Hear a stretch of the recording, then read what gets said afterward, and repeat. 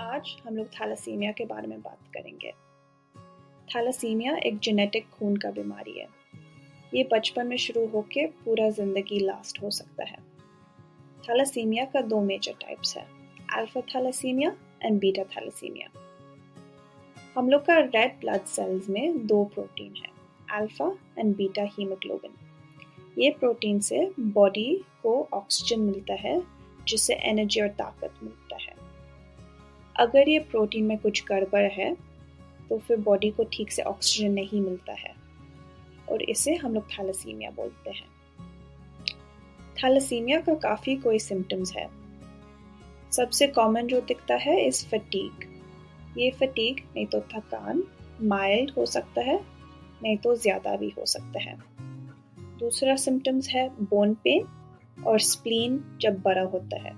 जब स्प्लीन बड़ा होता है तो फिर पेट में दर्द और स्वेलिंग दिखता है। अगर थैलेसीमिया बहुत सीवियर हो जाता है तो फिर दो मेजर टाइप्स है, अल्फा थैलेसीमिया मेजर और beta thalassaemia major. Alpha thalassaemia major develop होता है जब प्रेग्नेंट होते हैं हम लोग। ये कभी कभी जेनेटिक्स हो सकता है, नहीं तो अगर माँ को स्पेसिफिक वायरस मिल गया, नहीं तो अगर मम्मी का इम्यून सिस्टम और बेबी का इम्यून सिस्टम में कुछ इनकम्पैटिबिलिटी है।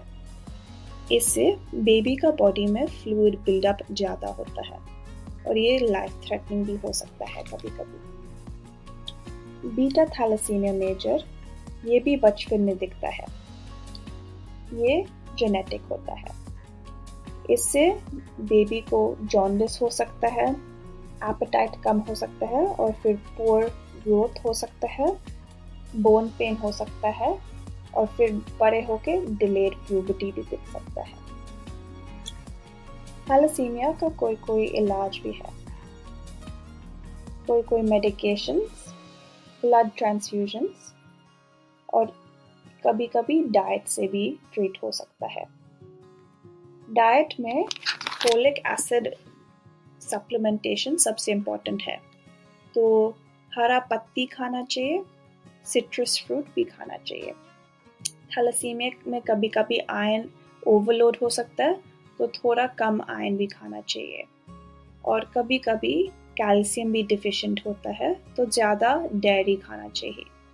लेकिन अगर कोई भी डाइटरी चेंज हो बनाने के पहले आपको अपना डॉक्टर से पहले बात करना चाहिए।